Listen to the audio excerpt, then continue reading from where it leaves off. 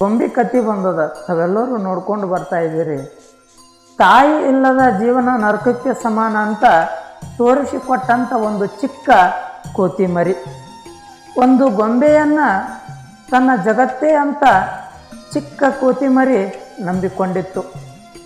ಜೀವ ಇಲ್ಲಾರದ ಗೊಂಬೆಯನ್ನಾದರೂ ಸಹಿತ ಅದು ಕೊಟ್ಟಂಥ ಪ್ರೀತಿಯಾದರೂ ಜೀವಂತವಾಗಿತ್ತು.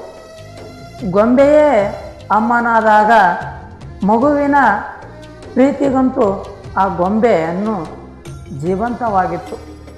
ತಾಯಿ ಇಲ್ಲದ ಜೀವನ ನರಕಕ್ಕೆ ಸಮಾನ ಅಂತ ತೋರಿಸಿಕೊಟ್ಟಂಥ ಒಂದು ಚಿಕ್ಕ ಕೋತಿ ಮರಿ, ಹೌದಲ್ಲ?